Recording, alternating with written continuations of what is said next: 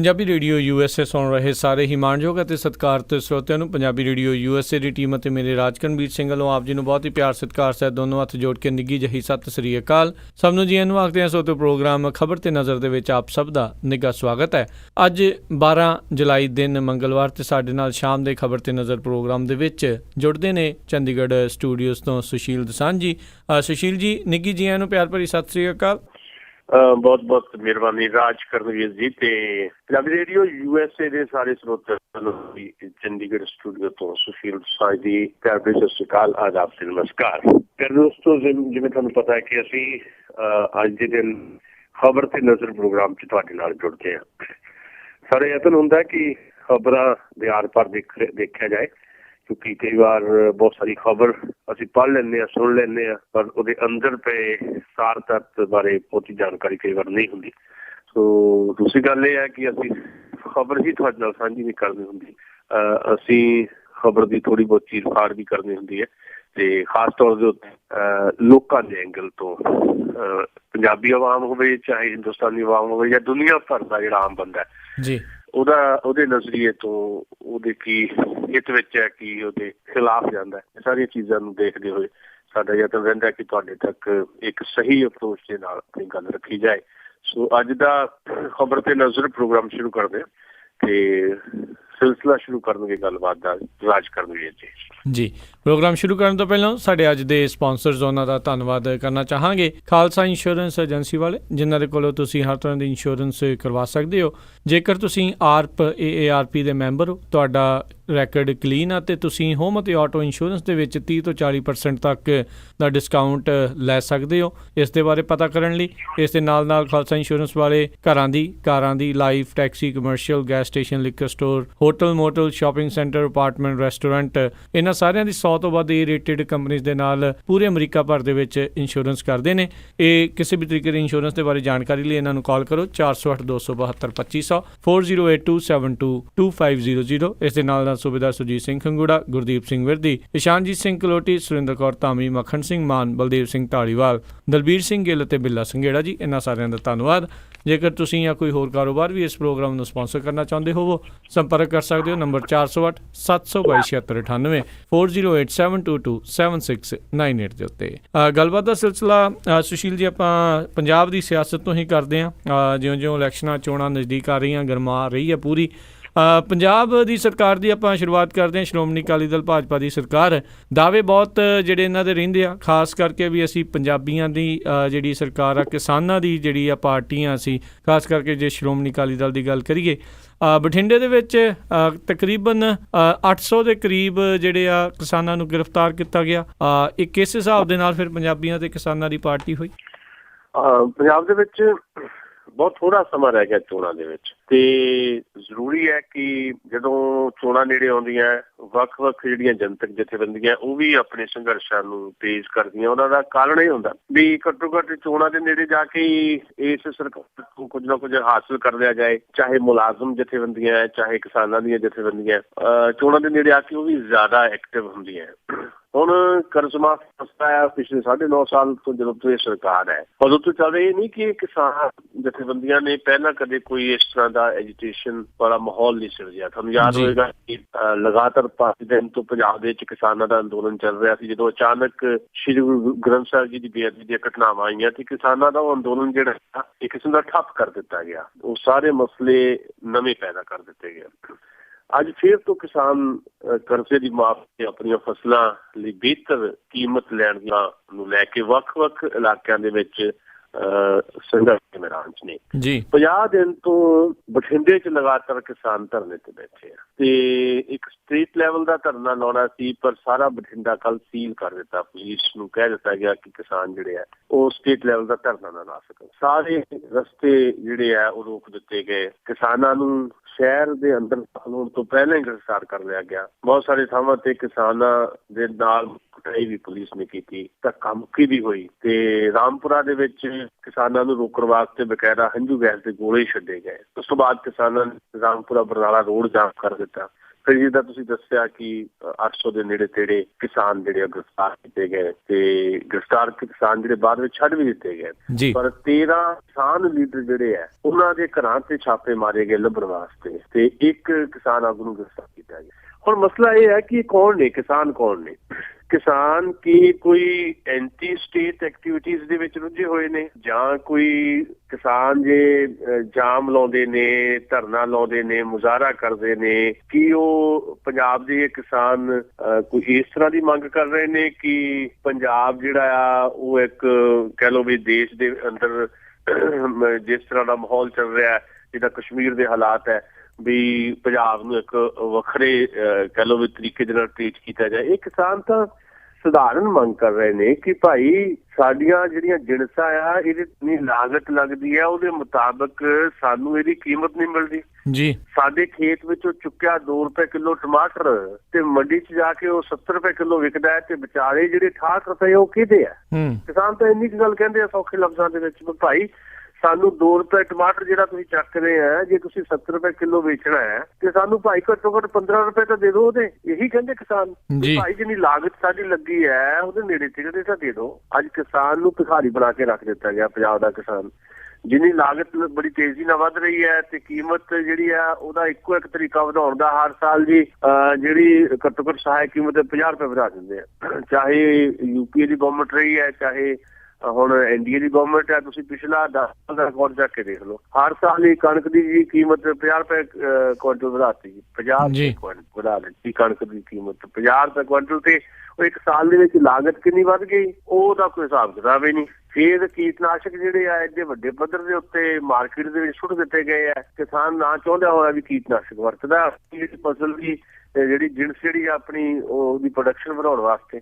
Production ਇਸ ਕਰਕੇ ਵਧਾਉਂਦਾ ਹੈ ਕਿ ਉਹਦੀ ਲਾਗਤ ਵਧੀ ਜਾਂਦੀ ਹੈ ਤੇ ਉਹਨੂੰ ਕੀਮਤ ਉਨੀ ਮਿਲਦੀ ਨਹੀਂ। ਫਿਰ ਜਿਹੜੀ ਕੀਮਤ ਮਿਲਦੀ ਉਹ ਕਿਸਾਨ ਮੰਡੀਆਂ 'ਚ ਰੋਲਦਾ ਫਿਰ ਮਿਲਦੀ। ਆਹੀ ਮੰਗਾਂ ਆ ਕਿਸਾਨਾਂ ਦੀਆਂ ਵੀ ਭਾਈ ਇੱਕ ਤਾਂ ਸਾਡਾ ਕਰਜ਼ਾ ਜਿਹੜਾ ਸਾਡੇ ਤੇ ਚੜਿਆ, ਤੁਸੀਂ 5 ਲੱਖ ਕਰੋੜ ਰੁਪਏ ਦੇਸ਼ ਦੀ ਸਰਕਾਰ ਨੇ ਵੱਡੇ ਉਦਯੋਗਪਤੀਆਂ ਨੇ ਮਾਫ਼ ਕਰਤੇ ਜੀ। ਕਿਸਾਨ ਕਹਿੰਦੇ ਭਾਈ ਸਾਡੇ ਤਾਂ ਕਰਜ਼ਾ ਹੀ ਕੋਈ ਨਹੀਂ ਹੈਗਾ, ਸਾਡੇ ਤਾਂ ਕੁੱਲ ਮਿਲਾ ਕੇ ਜੇ ਪੰਜਾਬ ਦਾ ਕਿਸਾਨ ਰਵੇ ਵੀ ਕਿੰਨਾ ਕੁ ਕਰਜ਼ਾ ਆ, ਕੋਈ 40-45 ਹਜ਼ਾਰ ਕਰੋੜ ਦਾ ਕਰਜ਼ਾ ਸਾਰੀ ਕਿਸਾਨੀ ਤੇ। ਇੱਕ ਸਧਾਰਨ ਕਿਸਾਨ ਜਿਹੜਾ ਆ ਉਹਦਾ ਔਸਤਨ 10,000 ਤੋਂ ਲੈ ਕੇ 80,000 ਤੱਕ ਦਾ ਕਰਜ਼ਾ ਹੈ। ਔਸਤਨ ਕਹਿਣਾ, ਮੈਂ ਕਿਸੇ ਦਾ ਜ਼ਿਆਦਾ ਨਹੀਂ ਹੋ ਸਕਦਾ। ਸੋ ਕਿਸਾਨ ਚਾਹੁੰਦੇ ਆ ਵੀ ਭਾਈ ਸਾਡਾ ਕਰਜ਼ਾ ਮਾਫ਼ ਕੀਤਾ ਜਾਏ। ਕਰਜ਼ਾ ਤਾਂ ਚੜਿਆ ਕਿਉਂਕਿ ਜਿਹੜੀਆਂ ਖੇਤੀ ਨੀਤੀਆਂ ਠੀਕ ਨਹੀਂ ਹੈਗੀਆਂ, ਦਰੁਸਤ ਨਹੀਂ ਹੈਗੀਆਂ। ਬਹੁਤ ਸਾਰੇ ਮੁਲਕ ਏਦਾਂ ਦੇ ਆ ਜਿਹੜੇ ਭਾਰਤ ਤੇ ਦਬਾਅ ਪਾਉਂਦੇ ਆ ਕਿ ਤੁਸੀਂ ਸਬਸਿਡੀਆਂ ਖਤਮ ਕਰ ਦਿਓ ਤੇ ਆਪਦੇ ਕਿਸਾਨ ਨੂੰ ਬਹੁਤ ਵੱਡੇ ਪੱਧਰ ਤੇ ਸਬਸਿਡੀ ਦਿੰਦੇ ਆ ਜੀ। ਪੰਜਾਬ ਦੇ ਵਿੱਚ ਕਿਸਾਨ ਜਿਹੜਾ ਆ ਉਹ ਰੋੜ ਰਿਹਾ ਤੇ ਜੇ ਉਹ ਸੜਕ ਤੇ ਹੈ, ਜੇ ਕਿਸੇ ਦਾ ਜੀ ਥੋੜ੍ਹਾ ਕਰਦਾ ਆਪਣੇ ਖੇਤ ਵਿੱਚੋਂ ਬਾਹਰ ਨਿਕਲ ਕੇ ਗਰਮੀ ਦੇ ਵਿੱਚ ਉਹ ਸੜਕ ਦੇ ਉੱਤੇ ਧਰਨਾ ਲਾ ਕੇ ਬੈਠੇ। ਜੇ ਅੱਜ ਕਿਸਾਨ ਆਪਣੇ ਖੇਤ ਵਿੱਚੋਂ ਬਾਹਰ ਆ ਕੇ ਬਠਿੰਡੇ ਵਰਗੇ ਇਲਾਕੇ ਦੇ ਵਿੱਚ ਸੜਕ ਤੇ ਹੈ ਤੇ ਉਹ ਸਿਰਫ ਇਹੀ ਮੰਗ ਕਰ ਰਿਹਾ ਵੀ ਭਾਈ ਸਾਡੀ ਜਿਣਸ ਦਾ ਸਹੀ ਭਾਅ ਦਿਓ, ਸਾਡੀਆਂ ਬਾਕੀ ਮੰਗਾਂ ਮੰਨੋ, ਸਾਡੀ ਫਸਲ ਦਾ ਜਿਹੜੀ ਖਰੀਦ ਹੈ ਉਹ ਸਹੀ ਢੰਗ ਦੇ ਨਾਲ ਹੋਵੇ, ਅਸੀਂ ਮੰਡੀਆਂ 'ਚ ਰੁੜ ਗਏ ਨਾ। ਇਸ ਮੰਗ ਕਰਕੇ ਡਾਂਗਾ ਵਰਦੀਆਂ ਹੋ ਗਈਆਂ। ਸੋ ਜਿਹੜੀ ਪੰਜਾਬ ਦੀ ਹੁਕੂਮਤ ਕਰ ਰਹੀ ਪਾਰਟੀ ਹੈ ਸ਼੍ਰੋਮਣੀ ਅਕਾਲੀ ਦਲ, ਉਹਨੂੰ ਇਹ ਦਾਅਵਾ ਨਹੀਂ ਕਰਨਾ ਚਾਹੀਦਾ ਕਿ ਦੇਖੋ ਅਸੀਂ ਕਿਸਾਨੀ ਦੀ ਪਾਰਟੀ ਹੈ। ਬਾਦਲ ਸਾਹਿਬ ਇੱਕ ਨਹੀਂ ਕਈ ਵਾਰ ਇਹ ਕਹਿ ਚੁੱਕਿਆ ਕਿ ਅਸੀਂ ਪਾਰਟੀ ਕਿਸਾਨਾਂ ਦੀ ਪਾਰਟੀ ਹੈ ਜੀ। ਅਸੀਂ ਤਾਂ ਜੀ ਕਿਸਾਨਾਂ ਲਈ ਕੀਤਾ ਕੀ ਆ, ਕਿਸਾਨਾਂ ਲਈ ਪ੍ਰਬੰਧ ਕੀਤਾ। ਸਾਰੀ ਪੁਲਿਸ ਫੋਰਸ ਜਿਹੜੀ ਹੈ ਕਿਸਾਨਾਂ ਦੇ ਦੁਆਲੇ ਲਾ ਰੱਖੀ ਹੈ। ਸੋ ਆਉਣ ਵਾਲੀਆਂ ਚੋਣਾਂ 2017 ਦੀਆਂ ਚੋਣਾਂ ਸ਼ਾਇਦ ਦਸੰਬਰ 'ਚ ਹੋ ਜਾਣ ਇਸੇ ਸਾਲ, ਜਿੱਦਾਂ ਜਾਣਕਾਰੀਆਂ ਆ ਰਹੀਆਂ। ਇਹਨਾਂ ਚੋਣਾਂ ਦੇ ਵਿੱਚ ਕਿਸਾਨ ਇੱਕ ਹੋ ਕੇ ਵੋਟ ਕਰੇਗਾ। ਉਹ ਵੋਟ ਕਿਹਨੂੰ ਕਰੇਗਾ ਹਾਲੇ ਮੈਂ ਇਹਦਾ ਦਾਅਵਾ ਨਹੀਂ ਕਰ ਸਕਦਾ, ਪਰ ਉਹ ਸ਼੍ਰੋਮਣੀ ਅਕਾਲੀ ਦਲ ਤੇ ਬੀਜੇਪੀ ਦੇ ਗਠਜੋੜ ਨੂੰ ਵੋਟ ਨਹੀਂ ਕਰਨ ਵਾਲਾ, ਜਿੱਦਾਂ ਦੇ ਹਾਲਾਤ ਬਣੇ ਹੋਏ ਆ ਜੀ। ਤੇ ਨਾਲ ਹੀ ਆਪਾਂ ਜੇ ਇਹਨਾਂ ਦੀ ਹੋਰ ਵੀ ਇੱਕ ਗੱਲ ਕਰ ਲਈਏ, ਸੰਗਤ ਦਰਸ਼ਨ ਬਹੁਤ ਮਸ਼ਹੂਰ ਨੇ ਪ੍ਰਕਾਸ਼ ਬਾਦਲ ਹੋਣਾ ਦੇ। ਬਾਦਲ ਇਨਫੈਕਟ ਇੱਦਾਂ ਵੀ ਸੰਗਤ ਨੂੰ ਉਹ ਆਪ ਹੀ ਦਰਸ਼ਨ ਘੱਟ ਦਿੰਦੇ ਆ, ਸੰਗਤ ਨੂੰ ਮਿਲਣ ਦਾ ਮੌਕਾ ਹੀ ਨਹੀਂ ਮਿਲਦਾ। ਦੇਖੋ ਪਹਿਲੀ ਗੱਲ ਤਾਂ ਮੈਂ ਇਹਦੇ ਕਨਸੈਪਟ ਦੇ ਹੱਕ 'ਚ ਨਹੀਂ ਹੈ। ਸੰਗਤ ਦਰਸ਼ਨ ਦਾ ਜਿਹੜਾ ਕਨਸੈਪਟ ਹੈ ਜੀ, ਸੰਗਤ ਦਰਸ਼ਨ ਇਹਦਾ ਨਾਂ ਰੱਖਿਆ ਹੋਇਆ। ਤੇ ਜਿੱਦਾਂ ਤੁਸੀਂ ਕਿਹਾ ਕਿ ਬਾਦਲ ਸਾਹਿਬ ਨੂੰ ਲੋਕ ਮਿਲਣ ਆਉਂਦੇ ਆ ਤੇ ਉਹਨਾਂ ਦੇ ਆਲੇ ਦੁਆਲੇ ਇੰਨੇ ਕਹਿ ਲਓ ਫੌਜ ਖੜੀ ਹੁੰਦੀ ਹੈ, ਕੁਝ ਤਾਂ ਚਮਚਿਆਂ ਦੀ ਫੌਜ ਹੁੰਦੀ ਹੈ, ਸਰਕਾਰੀ ਅਫਸਰਾਂ ਦੀ ਫੌਜ ਹੁੰਦੀ ਹੈ, ਬਾਕੀ ਪੁਲਿਸ ਫੋਰਸ ਲਾਈ ਹੁੰਦੀ ਹੈ। ਤੇ ਜਿਹੜਾ ਲੋੜਵੰਦ ਬੰਦਾ ਆ ਉਹ ਤਾਂ ਪਹੁੰਚ ਹੀ ਨਹੀਂ ਪਾਉਂਦਾ ਬਾਦਲ ਸਾਹਿਬ ਤੱਕ ਜੀ। ਜੈਸੇ ਜੇ ਕੋਈ ਪਹੁੰਚ ਵੀ ਜਾਵੇ, ਮੰਨ ਲਓ ਜੇ ਪਹੁੰਚ ਹੀ ਜਾਵੇ ਤੇ ਜੇ ਆਪਣੀ ਮੰਗ ਰੱਖੇ ਤੇ ਬਾਦਲ ਸਾਹਿਬ ਮਖੌਲ ਦੇ ਵਿੱਚ ਉਹਦੀ ਗੱਲ ਨੂੰ ਉਡਾ ਦਿੰਦੇ ਆ। ਜੀ ਜੀ ਹੁਣ ਅਗਰ ਘਟਨਾ ਜਿਹੜੀ ਹੈ ਮੈਂ ਤੁਹਾਡੇ ਨਾਲ ਜਿਹੜਾ ਜ਼ਿਕਰ ਕਰਨਾ ਚਾਹੁੰਦਾ, ਇਹਨਾਂ ਦਾ ਆਪ ਦਾ ਹਲਕਾ ਲੰਬੀ ਹਲਕੇ ਦੇ ਵਿੱਚ ਪਿੰਡ ਛਾਪਿਆਂ ਵਾਲੀ ਚ ਪਰਸੋਂ ਸੀਗਾ ਸੰਗਤ ਦਰਸ਼ਨ ਚ ਆਪ ਦੀ ਗੱਲ ਕਰੀ ਸਾਹਿਬ ਤੇ ਆਪ ਦੀ ਸਰਕਾਰ ਦੀਆਂ ਕਾਮਯਾਬੀਆਂ ਕਹੀ ਜਾਂਦੇ ਆ, ਜਿਹੜੀਆਂ ਕਾਮਯਾਬੀਆਂ ਦੇ ਨਾਲ ਕੋਈ ਵਾਹ ਵਾਸਤਾ ਨਹੀਂ ਲੋਕਾਂ ਦਾ, ਤੇ ਜਿਹੜੇ ਆਲੇ ਦੁਆਲੇ ਬੈਠੇ ਆ ਤਾੜੀਆਂ ਮਾਰੀ ਜਾਂਦੇ ਆ, ਕਿਉਂਕਿ ਉਹ ਫੌਜ ਇਕੱਠੀ ਕੀਤੀ ਹੁੰਦੀ ਹੈ ਤਾੜੀਆਂ ਮਾਰਨ ਵਾਸਤੇ। ਜੀ ਜੀ ਜਿਹੜੇ ਲੋੜਵੰਦ ਲੋਕ ਹੈ, ਜਿਹੜੇ ਤਕਲੀਫ ਚ ਹੈ, ਉਹਨਾਂ ਨੂੰ ਘੇਰੇ ਦੇ ਅੰਦਰ ਹੀ ਆਉਣ ਦਿੰਦੇ ਜਿੱਥੇ ਬਾਦਲ ਸਾਹਿਬ ਬੈਠੇ ਹੁੰਦੇ ਆ। ਤੇ ਛਾਪਿਆਂ ਵਾਲੀ ਚ ਕੀ ਹੋਇਆ, 8-10 ਬੀਬੀਆਂ ਆ ਗਈਆਂ, ਉਹ ਵਿਧਵਾ ਪੈਨਸ਼ਨ ਵਾਲੀਆਂ ਤੇ ਬੁਢਾਪਾ ਪੈਨਸ਼ਨ ਵਾਲੀਆਂ। ਹੁਣ ਜਿਹੜੀ ਪੈਨਸ਼ਨ ਦਿੱਤੀ ਜਾਂਦੀ, ਪਹਿਲਾਂ ਤਾਂ ਇਹਦੀ ਗੱਲ ਕਰ ਲਈਏ, ਪੈਨਸ਼ਨ ਹੁਣ 500 ਰੁਪਏ ਕੀਤੀ ਆ। ਬਜ਼ੁਰਗਾਂ ਦੀ ਜਿਹੜੀ ਪੈਨਸ਼ਨ ਹੈ ਜਾਂ ਵਿਧਵਾ ਪੈਨਸ਼ਨ ਹੈ ਕਿ 250 ਰੁਪਏ ਹੁੰਦੀ ਸੀ, ਹੁਣ ਕੀਤੀ 500। ਹੁਣ ਪਹਿਲਾ ਸਵਾਲ ਤਾਂ ਇਹੀ ਹੈ ਵੀ 250 ਰੁਪਏ ਦਾ 500 ਰੁਪਏ ਦੇ ਨਾਲ ਇੱਕ ਪੂਰਾ ਮਹੀਨਾ ਇੱਕ ਬੇਆਸਰਾ ਜਿਹੜਾ ਬੰਦਾ ਹੈ ਉਹਦਾ ਗੁਜ਼ਰ ਸਕਦਾ ਹੈ, ਨਿਕਲ ਸਕਦਾ ਹੈ। ਦੂਜੀ ਗੱਲ ਇਹ ਹੈ ਕਿ 5-5, 6-6 ਮਹੀਨੇ ਉਹਨਾਂ ਨੂੰ ਜਿਹੜੀ ਪੈਨਸ਼ਨ ਉਹ ਮਿਲਦੀ ਹੋ ਨਹੀਂ ਹੈ, ਤੇ ਜੇ ਮਿਲਦੀ ਹੈ ਤੇ ਉਹਦੇ ਵਿੱਚ ਵੀ ਜਿਹੜੇ ਵਿਚਾਰੇ ਜਿਹੜੇ ਦਲਾਲ ਕਿਸਮ ਦੇ ਲੋਕ ਹੁੰਦੇ ਆ ਉਹ ਵਿੱਚੋਂ ਟੀਕਾ ਲਾ ਜਾਂਦੇ ਆਪਣਾ। ਇਹ ਸਾਰੀ ਸਿਚੁਏਸ਼ਨ ਸੀ ਤੇ 5-7-8-10 ਬੀਬੀਆਂ ਆ ਗਈਆਂ ਛਾਪਿਆਂ ਵਾਲੀ ਦੇ ਵਿੱਚ ਤੇ ਆ ਕੇ ਕਹਿੰਦੀਆਂ ਵੀ ਬਾਦਲ ਸਾਹਿਬ ਸਾਡੀ ਗੱਲ ਸੁਣੋ, ਤੇ ਬਾਦਲ ਸਾਹਿਬ ਨੇ ਕੀ ਸੁਣਨੀ ਸੀ, ਉਹਨਾਂ ਤੱਕ ਗੱਲ ਪਹੁੰਚੀ ਨਹੀਂ, ਨਾ ਪਹੁੰਚ ਦਿੱਤੀ ਗਈ, ਤੇ ਬਾਦਲ ਸਾਹਿਬ ਨੇ ਚੱਕਿਆ ਆਪਣਾ ਡੰਡਾ ਡੋਰਾ ਤੇ ਉਹ ਤੁਰ ਪਏ। ਤੇ ਬੀਬੀਆਂ ਨੇ ਫਿਰ ਪਿੱਛੋਂ ਨਾਅਰੇਬਾਜ਼ੀ ਬਹੁਤ ਗੁੱਸੇ ਦੇ ਵਿੱਚ ਤੇ ਇਹ ਗੱਲ ਕਹੀ, ਇਹ ਲਫ਼ਜ਼ ਹੈ ਬੀਬੀਆਂ ਦੇ, ਅਸੀਂ ਆਪਣੇ ਕੋਲੋਂ ਨਹੀਂ ਕਹਿ ਰਹੇ, ਬੀਬੀਆਂ ਨੇ ਇਹ ਗੱਲ ਕਹੀ ਵੀ ਹੁਣ ਆਇਓ ਵੋਟਾਂ ਮੰਗਣ ਤੇ ਤੁਹਾਡੇ ਰੋੜੇ ਮਾਰਾਂਗੀਆਂ ਜੀ। ਹੁਣ ਜਿਹੜੇ ਲੋਕ ਮਹਾਰਾਜਾ ਰਣਜੀਤ ਸਿੰਘ ਦੇ ਰਾਜਵਤਕਾਰ ਰਾਜ ਦੇਣ ਦਾ ਦਾਅਵਾ ਕਰਦੇ ਨਹੀਂ ਥੱਕਦੇ, ਜਿਹੜੇ ਲੋਕ ਪੰਜਾਬ ਨੂੰ ਕੈਲੀਫੋਰਨੀਆ ਬਣਾਉਣ ਦੇ ਪਿਛਲੇ 25 ਸਾਲ ਤੋਂ ਦਾਅਵੇ ਕਰੀ ਜਾਂਦੇ ਆ, ਉਹਨਾਂ ਨੇ ਕੈਲੀਫੋਰਨੀਆ ਤੇ ਨਹੀਂ ਪੂਰੀ ਤਰ੍ਹਾਂ ਅਕਾਲੀ ਫੋਰਨੀਆ ਜ਼ਰੂਰ ਪੰਜਾਬ ਨੂੰ ਬਣਾ ਦਿੱਤਾ। ਉਹਨਾਂ ਨੂੰ ਜੇ ਔਰਤਾਂ ਕਹਿਣ, ਬੀਬੀਆਂ ਕਹਿਣ ਵੀ ਹੁਣ ਸਾਡਾ ਉਹ ਵੋਟਾਂ ਮੰਗਣ ਤੇ ਤੁਹਾਡੇ ਰੋੜੇ ਮਾਰਾਂਗੀਆਂ, ਤੇ ਫਿਰ ਕਿੰਨਾ ਕੁ ਚੰਗਾ ਰਾਜ ਭਾਗ ਪੰਜਾਬ ਨੂੰ ਉਹਨਾਂ ਨੇ ਦਿੱਤਾ ਹੋਏਗਾ। ਮੈਨੂੰ ਅਚਾਨਕ ਇਹ ਸਾਰੀ ਘਟਨਾ ਜਦੋਂ ਮੈਂ ਪੜ੍ਹੀ, ਮੈਂ ਤਸਵੀਰ ਦੇਖੀ ਬੀਬੀਆਂ ਦੀ ਅਖਬਾਰ ਦੇ ਵਿੱਚ, ਤੇ ਮੈਨੂੰ ਯਾਦ ਆ ਗਿਆ 4 ਸਾਲ ਪਹਿਲਾਂ ਵੀ ਇੱਕ ਸੰਗਤ ਦਰਸ਼ਨ ਹੋਇਆ ਸੀ ਪੰਜਾਬ ਸੈਕਟਰੀਏਟ ਦੇ ਵਿੱਚ ਜੀ। ਤੇ ਉਹ ਸੰਗਤ ਦਰਸ਼ਨ ਤੋਂ ਬਾਅਦ ਇੱਕ ਅਪਾਹਜ ਜੋੜਾ ਵੀਲ ਚੇਅਰ ਦੇ ਉੱਤੇ ਹਸਬੈਂਡ ਵਾਈਫ, ਉਹ ਬਹੁਤ ਨਿਰਾਸ਼ ਹੋ ਕੇ ਆਉਂਦੇ ਦਿਖਾਈ ਦਿੱਤੇ। ਇੱਕ ਤਸਵੀਰ ਦੇ ਵਿੱਚ ਅਖਬਾਰ 'ਚ ਫੋਟੋ ਛਪੀ ਸੀ। ਉਹਨੂੰ ਪੁੱਛਿਆ ਪੱਤਰਕਾਰਾਂ ਨੇ ਵੀ ਭਾਈ ਤੁਹਾਨੂੰ ਕੀ ਤਕਲੀਫ ਹੈ, ਉਹ ਕਹਿੰਦੇ ਜੀ ਅਸੀਂ ਤਾਂ ਆਏ ਸੀ ਚੰਦਰ ਬਾਦਲ ਸਾਹਿਬ ਦੇ ਕੋਲ ਫਰਿਆਦ ਲੈ ਕੇ ਵੀ ਮੇਰੇ ਘਰ ਵਾਲੀ ਜਿਹੜੀ ਹੈ ਇਹ ਵੀ ਅਪਾਹਜ ਹੈ, ਮੇਰੇ ਕੋਲ ਤਾਂ ਵੀਲ ਚੇਅਰ ਹੈਗੀ, ਇਹਦੇ ਕੋਲ ਵੀਲ ਚੇਅਰ ਹੈ ਨਹੀਂ ਜੀ। ਵੀ ਕਹਿੰਦੇ ਸਰਕਾਰ ਨੇ ਵੀਲ ਚੇਅਰਾਂ ਦੇਣੀਆਂ, ਤੇ ਉਹ ਵੀਲ ਚੇਅਰ ਲੈਣ ਆਏ ਸੀ। ਉਹ ਮਾਨਸੇ ਏਰੀਏ 'ਚ ਆਏ ਸੀ, ਜਿੰਨੇ ਕੁ ਦੀ ਉਹ ਵੀਲ ਚੇਅਰ ਹੋਣੀ ਹੈ ਉਹ ਤੋਂ ਅੱਧੇ ਕੁ ਪੈਸੇ ਤਾਂ ਵਿਚਾਰੇ ਕਿਰਾਏ ਕਰੂਏ ਦੇ ਖਰਚ ਕੇ ਬੜੀ ਮੁਸ਼ਕਲ ਨਾਲ ਪਹੁੰਚੇ ਹੋਣਗੇ। ਬਾਦਲ ਸਾਹਿਬ ਨੇ ਟੁੱਲ ਲਾਤਾ ਵੀ ਜਾਓ ਕੋਈ ਨਹੀਂ ਮਿਲ ਜੂ, ਅੱਜ ਤੱਕ ਉਹਨੂੰ ਵਿਚਾਰੇ ਨੂੰ ਵੀਲ ਚੇਅਰ ਨਹੀਂ ਮਿਲੀ ਜੀ। ਤੇ ਮੈਂ ਸੋਚਦਾ ਸੀ ਕਿ ਅਸਲ ਦੇ ਵਿੱਚ ਅਪਾਹਜ ਇਹ ਲੋਕ ਨਹੀਂ ਹੈਗੇ ਜਿਹੜੇ ਵੀਲ ਚੇਅਰ ਮੰਗਣ ਆਏ ਸੀ। ਅਪਾਹਜ ਇਹ ਸਰਕਾਰ ਹੈ, ਅਪਾਹਜ ਇਸ ਸਰਕਾਰ ਨੂੰ ਚਲਾਉਣ ਵਾਲੀ ਜਿਹੜੀ ਪਾਰਟੀ ਹੈ ਉਹਦੀ ਲੀਡਰਸ਼ਿਪ ਦੀ ਸੋਚ ਹੈ। ਅਪਾਹਜ ਸਾਡਾ ਇਹ ਸਿਸਟਮ ਹੈ, ਇਸ ਅਪਾਹਜ ਸਿਸਟਮ ਨੂੰ ਹੁਣ ਸੂਤ ਨਹੀਂ ਕੀਤਾ ਜਾ ਸਕਦਾ। ਨਕਲੀ ਲੱਤ ਲਾ ਕੇ ਤੁਸੀਂ ਸਿਸਟਮ ਨੂੰ ਖੜਾ ਨਹੀਂ ਕਰਦੇ। ਸਿਸਟਮ ਦੀ ਪੂਰੀ ਤਰ੍ਹਾਂ ਓਵਰਹਾਲਿੰਗ ਜਿਹੜੀ ਹੈ ਬਹੁਤ ਜ਼ਿਆਦਾ ਇੰਪੋਰਟੈਂਟ ਹੈ। ਉਹ ਓਵਰਹਾਲਿੰਗ ਲੋਕਾਂ ਨੇ ਕਰਨੀ ਹੈ। ਲੋਕ ਕਦੋਂ ਸਿਰੇ ਤੋਂ ਫੜ ਕੇ ਸਾਰਾ ਕੁਝ ਘੁਮਾ ਦਿੰਦੇ ਆ, ਇਹ ਹਾਲੇ ਇਹਦੀ ਤਰੀਕ ਤਾਂ ਕੋਈ ਤੈਅ ਨਹੀਂ, ਪਰ ਹੋਣਾ ਇਹੀ ਹੈ ਜਿਸ ਤਰ੍ਹਾਂ ਦੇ ਹਾਲਾਤ ਬਣ ਰਹੇ ਆ ਜੀ। ਜੀ ਅੱਗੇ ਵਧਦੇ ਹਾਂ ਕਾਂਗਰਸ ਨੂੰ ਲੈ ਕੇ। ਕਾਂਗਰਸ ਦੇ ਵਿੱਚ ਕੈਪਟਨ ਅਮਰਿੰਦਰ ਕਹਿ ਸਕਦੇ ਵੀ ਕਾਫੀ ਡਰੇ ਹੋਏ ਨੇ। ਉਹ ਕਹਿ ਰਹੇ ਨੇ ਵੀ ਹਲਫਨਾਮੇ ਦਿਓ, ਐਫੀਡੇਵਿਟ ਦਿਓ ਵੀ ਜੇ ਤੁਹਾਨੂੰ ਟਿਕਟ ਨਾ ਮਿਲੀ ਤਾਂ ਕੀ ਹੋਇਆ, ਪਰ ਤੁਸੀਂ ਬਾਗੀ ਨਹੀਂ ਖੜਨਾ। ਦੇਖੋ ਪਿਛਲੀ ਵਾਰੀ ਜਿਹੜੀ ਚੋਣ ਹੋਈ ਉਹਦੇ 'ਚ ਤੁਹਾਨੂੰ ਯਾਦ ਹੋਏਗਾ ਕਿ ਜਦੋਂ ਚੋਣਾਂ ਦੇ ਨਤੀਜੇ ਆ ਰਹੇ ਸੀ ਤੇ 11-12 ਵਜੇ ਤੱਕ, ਅੱਜ ਕੱਲ ਇਲੈਕਟ੍ਰੋਨਿਕ ਸਾਰੀ ਵੋਟਿੰਗ ਦੀ ਜਿਹੜੀ ਗਿਣਤੀ ਹੁੰਦੀ ਹੈ ਤੇ ਛੇਤੀ ਨਤੀਜੇ ਆ ਜਾਂਦੇ ਆ, ਅੰਕੜੇ ਵੀ ਛੇਤੀ ਆ ਜਾਂਦੇ ਆ। 11-12 ਵਜੇ ਤੱਕ ਪੂਰਾ ਮੁਕਾਬਲਾ ਚੱਲ ਰਿਹਾ ਸੀ ਸ਼੍ਰੋਮਣੀ ਅਕਾਲੀ ਦਲ ਤੇ ਬੀਜੇਪੀ ਗੱਠਜੋੜ ਤੇ ਕਾਂਗਰਸ ਦਾ, ਤੇ ਲੱਗਦਾ ਇਹ ਸੀ ਵੀ ਥੋੜੇ ਬਹੁਤ ਫਰਕ ਦੇ ਨਾਲ ਸ਼ਾਇਦ ਕੈਪਟਨ ਅਮਰਿੰਦਰ ਸਿੰਘ ਦੀ ਸਰਕਾਰ ਬਣ ਜਾਏ। ਤੇ ਚੰਡੀਗੜ੍ਹ ਦੇ ਵਿੱਚ ਤੰਬੂ ਵਗੈਰਾ ਗੱਡ ਲਏ ਕੈਪਟਨ ਅਮਰਿੰਦਰ ਸਿੰਘ ਨੇ, ਤੇ ਬਕਾਇਦਾ ਬੈਂਡ ਬਾਜੇ ਦਾ ਵੀ ਪ੍ਰਬੰਧ ਕਰ। ਤੇ ਜਦੋਂ 12:30-1 ਵਜਣ ਲੱਗੇ ਤੇ ਉਹ ਤੰਬੂ ਪੱਟਣੇ ਨੂੰ, ਕਿਉਂਕਿ ਬਾਜ਼ੀ ਉਲਟ ਚੁੱਕੀ ਸੀ ਤੇ ਕੈਪਟਨ ਅਮਰਿੰਦਰ ਜਿੱਦੇ ਹਾਰ ਗਿਆ। ਹਾਰ ਦਾ ਕਾਰਨ ਕੀ ਬਣਿਆ? ਹਾਰ ਦਾ ਵੱਡਾ ਕਾਰਨ ਇਹ ਬਣਿਆ ਵੀ ਜਿਹੜੇ ਬਾਗੀ ਸੀ 26 ਬਾਗੀ, 26 ਬਾਗੀ, ਉਹ 26 ਬਾਗੀਆਂ ਨੇ ਜਿਹੜਾ ਕਾਂਗਰਸ ਦੀ ਬੇੜੀ ਦੇ ਵਿੱਚ ਵੱਟੇ ਪਾ ਲਏ। ਇਸ ਸਾਰੀ ਸਿਚੁਏਸ਼ਨ ਦੇ ਵਿੱਚ ਹੁਣ ਕੈਪਟਨ ਅਮਰਿੰਦਰ ਸਿੰਘ ਆਪਣੇ ਆਪ ਨੂੰ ਦੇਖ ਰਹੇ ਆ ਤੇ ਉਹਨਾਂ ਨੂੰ ਲੱਗਦਾ ਹੈ ਕਿ ਪਿਛਲੀ ਵਾਰ ਵਾਂਗ ਬਾਕੀ ਕਿਤੇ ਉਹਨਾਂ ਦੀ ਬੜੀ ਹੋਈ ਗੇਮ ਨਾ ਵਿਗਾੜ ਦੇਣ। ਇੱਕ ਤਾਂ ਆਮ ਆਦਮੀ ਪਾਰਟੀ ਤੋਂ ਡਰੇ ਹੋਏ ਆ ਵੀ ਆਮ ਆਦਮੀ ਪਾਰਟੀ ਨੇ ਜਿਹੜੀ ਬਾਦਲ ਵਿਰੋਧੀ ਵੋਟ ਵੱਡਾ ਹਿੱਸਾ ਉਹਨੇ ਵੀ ਲੈ ਜਾਣਾ ਤੇ ਸਾਡਾ ਨੁਕਸਾਨ ਫੇਰ ਹੋ ਜਾਣਾ। ਪਿਛਲੀ ਵਾਰੀ ਮਨਪ੍ਰੀਤ ਬਾਦਲ ਨੇ ਨੁਕਸਾਨ ਕੀਤਾ ਸੀ, ਆਮ ਆਦਮੀ ਪਾਰਟੀ ਕਾਂਗਰਸ ਦੀ ਜਿਹੜੀ ਬੈਠ ਸਕਦੀ ਹੈ। ਮਨਪ੍ਰੀਤ ਬਾਦਲ ਹੁਣ ਪੱਕੇ ਠੱਕੇ ਕਾਂਗਰਸੀ ਹੋ ਚੁੱਕੇ ਹੈ ਤੇ ਪਰ ਮਨਪ੍ਰੀਤ ਬਾਦਲ ਹੋਰਾਂ ਦੇ ਕੋਲ ਇੰਨਾ ਕੋਈ ਵੋਟ ਬੈਂਕ ਨਹੀਂ ਹੈ। ਇਹ ਸਾਰੀ ਸਿਚੁਏਸ਼ਨ ਨੂੰ ਧਿਆਨ 'ਚ ਰੱਖਦਿਆਂ ਕੈਪਟਨ ਅਮਰਿੰਦਰ ਨੇ ਇੱਕ ਵਿਧੀ ਕੱਢੀ ਪੱਛਮੀ ਬੰਗਾਲ ਵਾਂਗੂ। ਜਿਹੜੀ ਪੱਛਮੀ ਬੰਗਾਲ 'ਚ ਵੀ ਚੋਣਾਂ ਹੋਈਆਂ ਉਹਦੇ 'ਚ ਕਾਂਗਰਸ ਵਾਲਿਆਂ ਨੇ ਕਿਹਾ ਸੀ ਵੀ ਐਫੀਡੇਵਿਟ ਦਿਓ ਜੀ, ਉਹਦੀ ਵੀ ਕਾਫੀ ਨੁਕਤਾਚੀਨੀ ਹੋਈ ਸੀ ਤੇ ਪਰ ਕਾਂਗਰਸ ਵਾਲੇ ਉੱਥੇ ਚੰਗਾ ਆਪਣਾ ਪ੍ਰਭਾਵ ਬਣਾ ਕੇ ਯਾਨੀ ਤ੍ਰਿਣਮੂਲ ਕਾਂਗਰਸ ਤੋਂ ਬਾਅਦ ਵੱਡੀ ਪਾਰਟੀ ਉੱਥੇ ਕਾਂਗਰਸ ਬਣੀ ਹੈ ਤੇ CPM ਦੀ ਅਗਵਾਈ 'ਚ ਖੱਬਾ ਮੋਰਚਾ ਤੀਜੇ ਨੰਬਰ ਤੇ ਲੱਗਿਆ। ਸੋ ਸ਼ਾਇਦ ਕੈਪਟਨ ਅਮਰਿੰਦਰ ਨੂੰ ਇਹ ਲੱਗਦਾ ਹੈ ਵੀ ਇਹ ਕੈਪੀਟਲ ਲਿਆ ਜਾਏ, ਉੱਥੇ ਪਾਇਆ ਜਾਏ। ਜਿਹੜੇ ਲੋਕ ਉਮੀਦਵਾਰ ਹੈ ਮੰਨ ਲਓ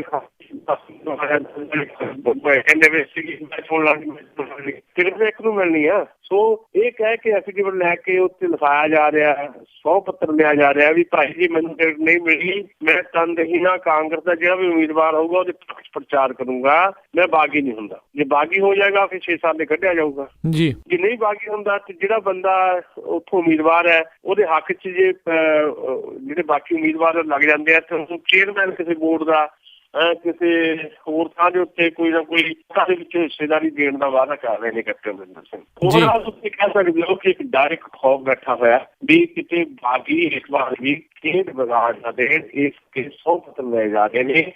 ਇਸ ਵਾਰ ਇਹਦੀ ਚੀਨੀ ਵੀ ਕੁਝ ਕਾਂਗਰਸੀ ਹਲਕਿਆਂ ਦੇ ਵਿੱਚ ਸ਼ੁਰੂ ਹੋ ਗਈ ਹੈ। ਕਾਂਗਰਸ ਲੀਡਰਸ਼ਿਪ ਦਾ ਇੱਕ ਵੱਡਾ ਹਿੱਸਾ ਜਿਹੜਾ ਇਸ ਗੱਲ ਨੂੰ ਦਾ ਵਿਰੋਧ ਵੀ ਕਰ ਰਿਹਾ ਵੀ ਇਹ ਕੀ ਗੱਲ ਹੋਈ ਸਾਡੇ ਤੋਂ ਤੁਸੀਂ ਹਲਫਨਾਮੇ ਕਿਉਂ ਲੈ ਰਹੇ। ਸੋ ਇਹਨੇ ਵੀ ਕੋਈ ਕਾਂਗਰਸ ਦੇ ਕੋਈ ਬਹੁਤ ਜ਼ਿਆਦਾ ਪੱਖ ਦੇ ਵਿੱਚ ਕੋਈ ਹਵਾ ਬਣਾ ਲੈਣੀ ਏਦਾਂ ਲੱਗਦਾ ਨਹੀਂ ਹੈ। ਬਾਕੀ ਤਾਂ ਹੁਣ ਅਗਸਤ ਤੱਕ ਇਹਨਾਂ ਨੇ ਮੰਗੇ ਆ ਸਾਰੇ ਜਿਹੜੇ ਐਫੀਡੇਵਿਟ ਵਗੈਰਾ, ਉਸ ਤੋਂ ਬਾਅਦ ਕੋਈ ਉਮੀਦਵਾਰ ਤੈਅ ਕਰਨਗੇ। ਕਿਹਾ ਸੀ ਕੈਪਟਨ ਨੇ ਅਸੀਂ 6 ਮਹੀਨੇ ਪਹਿਲਾਂ ਉਮੀਦਵਾਰ ਐਲਾਨ ਦੇਵਾਂਗੇ ਪਰ ਸਥਿਤੀਆਂ ਬਣਦੀਆਂ ਹਾਲੇ ਦਿਖਾਈ ਨਹੀਂ ਦੇ ਰਹੀਆਂ। ਉਮੀਦਵਾਰਾਂ ਦੀ ਚੋਣ ਕਾਂਗਰਸ ਪਾਰਟੀ ਵਾਸਤੇ ਵੱਡਾ ਸੰਕਟ ਬਣੇਗਾ। ਜੀ ਜੀ ਜੀ ਅੱਗੇ ਵਧਦੇ ਹਾਂ। ਪੰਜਾਬ ਮੰਤਰੀਆਂ ਦੀ ਕੱਲ ਅਹਿਮ ਮੀਟਿੰਗ ਸੀਗੀ ਪਕੋਕਾ ਕਰਕੇ ਇੱਕ ਲਾਅ ਨੂੰ ਜਿਹੜਾ ਜੀ ਲਿਆਉਣ ਦੀ ਤਿਆਰੀ ਸੀਗੀ ਪਰ ਮੰਤਰੀਆਂ ਨੇ ਉਸ ਨੂੰ ਨਾ ਮੰਨਣ ਦਿੱਤਾ। ਦੇਖੋ ਪੰਜਾਬ ਦੇ ਵਿੱਚ ਇਸ ਵੇਲੇ ਬਹੁਤ ਸਿਚੁਏਸ਼ਨ ਚੰਗੀ ਨਹੀਂ ਹੈ ਕਿਉਂਕਿ ਜਿਸ ਤਰ੍ਹਾਂ ਦੀਆਂ ਖਬਰਾਂ ਲਗਾਤਾਰ ਆ ਰਹੀਆਂ ਪੰਜਾਬ ਦੇ ਵਿੱਚ ਗੈਂਗਵਾਰ ਜਿੱਦਾਂ ਵੱਧ ਰਹੀ ਹੈ ਤੇ ਇਹਦੇ ਨਾਲ ਕੁਝ ਹੋਰ ਜਿਸ ਤਰ੍ਹਾਂ ਦੇ ਹਾਲਾਤ ਬਣ ਰਹੇ ਨੇ ਇਹ ਸਾਰੇ ਨੂੰ ਦੇਖਦਿਆਂ ਹੋਇਆ ਜਿੱਦਾਂ ਮਹਾਰਾਸ਼ਟਰ ਦੇ ਵਿੱਚ ਇੱਕ Maharashtra organised control of crime act ਹੈ ਮਕੂਕਾ ਜਿਹਨੂੰ ਕਹਿੰਦੇ ਆ ਜੀ, ਉਹਦੀ ਤਰਫ ਤੇ Punjab organised control of crime act PCOCA ਇਹਦਾ ਇੱਕ ਬਕਾਇਦਾ ਕਹਿ ਲਓ ਵੀ ਇੱਕ ਮਤਾ ਲਿਆਂਦਾ ਸੀ ਤੇ ਇਹ ਕੈਬਨਿਟ ਨੇ ਪਹਿਲਾਂ ਮਨਜ਼ੂਰ ਕਰਨਾ ਸੀ ਪਰ ਕੈਬਨਿਟ ਨੇ ਪੰਜਾਬ ਦੀ ਵਜ਼ਾਰਤ ਨੇ ਇਹਨੂੰ ਨਾ ਮਨਜ਼ੂਰ ਕਰ ਦਿੱਤਾ। ਇਸ ਕਰਕੇ ਵਿਡਰਾ ਕਰਨਾ ਪਿਆ। ਸਭ ਤੋਂ ਜ਼ਿਆਦਾ ਇਹ ਸਾਰੇ ਐਕਟ ਦਾ ਜਿਹੜਾ ਵਿਰੋਧ ਹੈ ਅਸਲ ਦੇ ਵਿੱਚ ਇੱਕ ਤਾਂ ਜਿਹੜੀਆਂ ਪੰਥਕ ਜਥੇਬੰਦੀਆਂ ਉਹ ਵੀ ਕਰ ਰਹੀਆਂ, ਦੂਜਾ ਜਿਹੜੀਆਂ ਬਾਕੀ ਜਨਤਕ ਜਥੇਬੰਦੀਆਂ ਉਹ ਵੀ ਕਰ ਰਹੀਆਂ ਤੇ ਸਰਕਾਰ 'ਚ ਬੈਠੇ ਜਿਹੜੇ ਮੰਤਰੀ ਹੈ ਉਹਦੇ 'ਚ ਬਹੁਤ ਹੀ ਇਸ ਗੱਲ ਸਮਝਦੇ ਆ ਕਿ ਚੋਣਾਂ ਹੋਣੀਆਂ, ਚੋਣਾਂ ਦਾ ਵਰ੍ਹਾ ਹੈ। ਜੇ ਚੋਣ ਵਰ੍ਹੇ ਦੇ ਵਿੱਚ ਐਕਟ ਲਾਗੂ ਹੋ ਗਿਆ ਤੇ ਜਿਹੜੇ ਬਕਾਇਦਾ ਕੁਝ ਰੈਡੀਕਲ ਕਿਸਮ ਦੇ ਸਿੱਖ ਗਰੁੱਪ ਹੈਗੇ ਆ ਜਾਂ ਜਿਹੜੇ ਜਨਤਕ ਜਥੇਬੰਦੀਆਂ ਦੇ ਲੋਕ ਹੈ ਉਹਦੇ 'ਚ ਕਮਿਊਨਿਸਟ ਪਾਰਟੀਆਂ ਵੀ ਹੈਗੀਆਂ ਇਹ ਤਾਂ ਬਹੁਤ ਬੁਰੀ ਤਰ੍ਹਾਂ ਸਾਡਾ ਵਿਰੋਧ ਕਰਨਗੇ ਤੇ ਆਮ ਆਦਮੀ ਪਾਰਟੀ ਵੀ ਇਹਨੂੰ ਇਸ਼ੂ ਬਣਾ ਲਏਗੀ ਜੀ, ਸਾਡੇ ਖਿਲਾਫ ਇਹ ਸਾਰੀ ਗੱਲ ਜਾ ਸਕਦੀ। ਇਸ ਕਰਕੇ ਇਸ ਐਕਟ ਨੂੰ ਵਿਡਰਾ ਕੀਤਾ ਗਿਆ। ਜੇ ਹੁਣ ਚੋਣ ਵਰ੍ਹਾ ਨਾ ਹੁੰਦਾ ਤਾਂ ਇਹ ਐਕਟ ਲਾਜ਼ਮੀ ਤੌਰ ਦੇ ਉੱਤੇ ਬਣ ਜਾਣਾ ਸੀ। ਜੇ ਐਕਟ ਬਣ ਜਾਂਦਾ ਤੇ ਪੁਲਿਸ ਜਿਹੜੀ ਹੈ ਪੰਜਾਬ ਦੀ ਪੁਲਿਸ ਨੂੰ ਤਾਂ ਪਹਿਲਾਂ ਹੀ ਬਿਨਾਂ ਅਧਿਕਾਰਾਂ ਤੋਂ ਪੰਜਾਬ ਪੁਲਿਸ ਜਿਹੜੀ ਹੈ ਚੱਕੀ ਫੱਟੇ ਜਾਂਦੀ ਹੈ। ਕੋਈ ਲੋਕਾਂ ਦੀ ਪਰਵਾਹ ਥੋੜ੍ਹਾ ਪੰਜਾਬ ਪੁਲਿਸ ਨੂੰ ਜੀ। ਜਿਹੜੇ ਉਹ ਦੌਰ ਸੀ ਪੰਜਾਬ ਦਾ ਇੱਕ ਕਾਲਾ ਦੌਰ ਜਿਹਨੂੰ ਆਪਾਂ ਬਾਰ-ਬਾਰ ਕਈ ਵਾਰੀ ਜ਼ਿਕਰ ਕਰਦੇ ਆ ਜਿਹੜਾ 80 ਤੋਂ ਲੈ ਕੇ 95, 96 ਤੱਕ ਦਾ ਜਿਹੜਾ ਦੌਰ ਸੀ ਉਹ ਜਿਹੜੇ 15-20 ਸਾਲ ਰਹੇ ਨੇ ਉਹਦੇ 'ਚ ਜਿਹੜੀ ਪੁਲਿਸ ਨੂੰ ਬੇਇੰਤਹਾ ਅਖਤਿਆਰ ਦੇ ਦਿੱਤੇ ਗਏ, ਅਧਿਕਾਰ ਦੇ ਦਿੱਤੇ ਗਏ। ਉਹ ਅੱਜ ਤੱਕ ਉਹਨਾਂ ਅਧਿਕਾਰਾਂ ਦੀ ਦੁਰਵਰਤੋਂ ਕਰ ਰਹੀ ਹੈ ਪੁਲਿਸ ਤੇ ਕਾਮਨ ਮੈਨ ਜਿਹੜਾ ਆ ਉਹ ਪੁਲਿਸ ਨੂੰ ਆਪਣਾ ਕੋਈ ਕਹਿ ਲਓ ਵੀ ਕੋਈ ਦੋਸਤ ਨਹੀਂ ਮੰਨਦਾ। ਸਧਾਰਨ ਬੰਦਾ ਥਾਣੇ ਜਾਂਦਾ ਵੀ ਘਬਰਾਉਂਦਾ ਹੈ। ਉਹ ਪੁਲਿਸ ਇੱਕ ਹਾਕਮ ਦਾ ਵਤੀਰਾ ਅਖਤਿਆਰ ਕਰਦੀ ਹੈ, ਜ਼ਾਲਮ ਹਾਕਮ ਦਾ। ਤੇ ਜੇ ਇਹ ਐਕਟ ਬਣ ਜਾਂਦਾ ਤੇ ਪੁਲਿਸ ਨੂੰ ਹੋਰ ਜ਼ਿਆਦਾ ਅਧਿਕਾਰ ਮਿਲ ਜਾਣੇ ਸੀ ਤੇ ਫਿਰ ਨਾ ਤਾਂ ਇਹ ਸੀ ਵੀ ਗੈਂਗਸਟਰ ਕਾਬੂ ਕਰਨੇ ਸੀ ਉਹ ਲੋਕ ਜਿਹੜੇ ਥੋੜਾ ਬਹੁਤ ਵੀ ਸਰਕਾਰ ਦੇ ਖਿਲਾਫ ਆਪਣੀ ਵੱਖਰੀ ਰਾਏ ਰੱਖਦੇ ਆ। ਇਹੀ ਵਿਰੋਧ ਦੀ ਵਜ੍ਹਾ ਕਿਉਂਕਿ ਵਿਰੋਧ ਦੀ ਵਜ੍ਹਾ ਤਾਂ ਇਹੀ ਹੈ ਵੀ ਜਿਹੜੀਆਂ ਜਿਹੜੀਆਂ ਐਕਟੀਵਿਟੀਜ਼ ਹੈਗੀਆਂ ਸਟੇਟ ਦੇ ਖਿਲਾਫ ਦਾ ਮਤਲਬ ਇਹ ਹੈ ਕਿ ਕੋਈ ਦੇਸ਼ ਦੇ ਖਿਲਾਫ ਕੋਈ ਗੁਨਾਹ ਕਰ ਰਹੇ ਨੇ, ਸਟੇਟ ਦੇ ਖਿਲਾਫ ਸਟੇਟ ਦੀਆਂ ਨੀਤੀਆਂ ਜਿਹੜੀਆਂ ਨੀਤੀਆਂ ਪੰਜਾਬ ਨੂੰ ਨਹੀਂ ਰਹਿਣ ਦੇ ਰਹੀਆਂ, ਉਹਨਾਂ ਨੀਤੀਆਂ ਦੇ ਖਿਲਾਫ ਜਿਹੜੀਆਂ ਕੋਈ ਸਰਗਰਮੀਆਂ ਜਨਤਕ ਜਥੇਬੰਦੀਆਂ ਦੀਆਂ, ਕੁਝ ਹੋਰ ਗਰੁੱਪਾਂ ਦੀਆਂ, ਉਹਨਾਂ ਨੂੰ ਤੇ ਰੋਕ ਲਾਉਣ ਦੇ ਨਾਂ ਦੇ ਉੱਤੇ ਕਾਨੂੰਨ ਬਣਾਇਆ ਜਾਣਾ ਸੀ ਤੇ ਫਿਰ ਜ਼ੁਲਮ ਦਾ ਇੱਕ ਨਵਾਂ ਦੌਰ ਸ਼ੁਰੂ ਹੋਣਾ ਸੀ। ਸੋ ਇਸ ਕਰਕੇ ਵਿਡਰਾ ਤਾਂ ਡਰਦਿਆਂ ਨਹੀਂ ਕੀਤਾ ਵੀ ਸਟੇਟ ਬਹੁਤ ਜ਼ਿਆਦਾ ਲਹਿਰ ਮਜ਼ਬੂਤ ਹੋ ਜਾਏਗੀ ਤੇ ਜਿਹੜੇ ਵਿਰੋਧੀ ਹੈ, ਖਾਸ ਤੌਰ ਤੇ ਆਮ ਆਦਮੀ ਪਾਰਟੀ ਤੇ ਬਾਕੀ ਜਿਹੜੀਆਂ ਜਨਤਕ ਜਥੇਬੰਦੀਆਂ, ਉਹਨਾਂ ਨੂੰ ਇੱਕ ਸਰਕਾਰ ਦੇ ਖਿਲਾਫ ਵਰਤਣ ਵਾਸਤੇ ਅਧਿਕਾਰ ਮਿਲ ਜਾਏਗਾ ਤੇ ਚੋਣਾਂ ਦੇ ਵਿੱਚ ਵੱਡਾ ਨੁਕਸਾਨ ਹੋ ਜਾਏਗਾ। ਸਿਰਫ ਇਸੇ ਇਹ ਜਿਹੜਾ ਆ ਇਹਨੂੰ ਵਿਚਾਰ ਕੀਤਾ ਗਿਆ। ਜੀ ਤੇ ਅੱਗੇ ਵਧਦੇ ਹਾਂ। ਕਸ਼ਮੀਰ ਘਾਟੀ ਦੇ ਵਿੱਚ ਹਿੰਸਾ ਲਗਾਤਾਰ ਜਾਰੀ। ਦੇਖੋ, ਕਸ਼ਮੀਰ ਦੀ ਹਾਲਤ ਬਹੁਤ ਜ਼ਿਆਦਾ ਮਾੜੀ ਹੈ। ਇਹਨੂੰ ਸਿਰਫ ਇਸ ਗੱਲ ਦੇ ਨਾਲ ਜੋੜ ਦੇਣਾ ਠੀਕ ਨਹੀਂ ਹੈ ਕਿ ਉੱਥੇ ਜਿਹੜਾ ਪਿਛਲੇ ਦਿਨਾਂ ਦੇ ਵਿੱਚ 6 ਦਿਨ ਪਹਿਲਾਂ ਇੱਕ ਦੇਣ ਦਾ ਕਮਾਂਡ ਸੰਭਾਲਿਆ ਗਿਆ ਬੁਰਹਾਨ ਵਾਨੀ ਵੀ ਜਿਹੜੀ ਬਹੁਤ ਹੈ ਜਿਹੜਾ ਮੁਕਾਬਲੇ ਚ ਮਾਰਿਆ ਗਿਆ, ਉਹਦੇ ਕਰਕੇ ਹਾਲਾਤ ਗੱਲ ਨਹੀਂ ਹੈ। ਉਹ ਘਟਨਾ ਤਾਂ ਇੱਕ ਕਾਰਕ ਹੈ, ਇੱਕ ਕਾਰਨ ਜ਼ਰੂਰ ਬਣੀ ਹੈ। ਅਸਲ ਚ ਪ੍ਰੋਬਲਮ ਜਿਹੜੀ ਹੈ ਉਹ ਮੁਹੰਮਦ ਸਈਦ ਦੇ ਵੇਲੇ ਤੋਂ ਸ਼ੁਰੂ ਹੋਈ ਹੈ। ਇਸ ਵੇਲੇ ਬਹੁਤ ਜ਼ਿਆਦਾ ਕਸ਼ਮੀਰ ਘਾਟੀ ਦੇ ਹਾਲਾਤ ਵਿਗੜ ਗਏ ਸੀ, ਫਿਰ ਉਹ ਹਾਲਾਤ ਤੇ ਕਾਬੂ ਆਏ ਤੇ ਪਰ ਮੁਫਤੀ ਮੁਹੰਮਦ ਸਈਦ ਦੇ ਵੇਲੇ ਤੇ ਫਿਰ ਹੁਣ ਜਿੱਦਾਂ ਮਹਿਬੂਬਾ ਮੁਫਤੀ ਹੈ ਚੀਫ ਮਿਨਿਸਟਰ ਤੇ ਉਹਨਾਂ ਦੀ ਪਾਰਟੀ PDP ਤੇ ਇਸ ਪਾਰਟੀ ਦੇ ਨਾਲ ਭਾਰਤੀ ਜਨਤਾ ਪਾਰਟੀ ਦੀ ਸਾਂਝੀ ਸਰਕਾਰ ਹੈ। ਉੱਥੋਂ ਦੀ ਸਟੇਟ ਗਵਰਨਮੈਂਟ ਤੇ ਸਾਡੀ ਜਿਹੜੀ ਕੇਂਦਰ ਦੀ ਸਰਕਾਰ ਹੈ ਭਾਰਤੀ ਜਨਤਾ ਪਾਰਟੀ, ਇਹਨਾਂ ਦਾ ਐਟੀਟਿਊਡ ਜਿਸ ਕਿਸਮ ਦਾ ਕਸ਼ਮੀਰ ਨੂੰ ਲੈ ਕੇ ਹੈ, ਸਖਤੀ ਕਰਨ ਦਾ ਐਟੀਟਿਊਡ, ਯਾਨੀ ਬਹੁਤ ਸਾਰੀਆਂ ਜਿਹੜੀਆਂ ਤਾਕਤਾਂ ਕੇਂਦਰ ਆਪਣੇ ਕੋਲ ਰੱਖਦਾ ਹੈ ਤੇ ਉੱਥੋਂ ਦੀ ਜਿਹੜੀ ਪ੍ਰੋਬਲਮ ਹੈ ਕਸ਼ਮੀਰੀਆਂ ਦੀ, ਉਹਨਾਂ ਦੀ ਹੋਂਦ ਦੀ ਪ੍ਰੋਬਲਮ ਹੈ, ਉਹਨਾਂ 'ਚ ਇੱਕ ਬੇਗਾਨਗੀ ਦੀ ਭਾਵਨਾ ਹੈ, ਉਹਨਾਂ ਦਾ ਭਰੋਸਾ ਨਹੀਂ ਹੈ ਉੱਥੋਂ ਦੀ ਸਰਕਾਰ ਦੇ ਵਿੱਚ, ਨਾ ਭਾਰਤੀ ਜਨਤਾ ਪਾਰਟੀ ਦੀ ਅਗਵਾਈ 'ਚ ਦਿੱਲੀ ਦੀ ਸਰਕਾਰ ਦੇ ਵਿੱਚ। ਉਹਨਾਂ ਦਾ ਭਰੋਸਾ ਸਰਕਾਰ ਨੇ ਖੁਦ ਗਵਾਇਆ।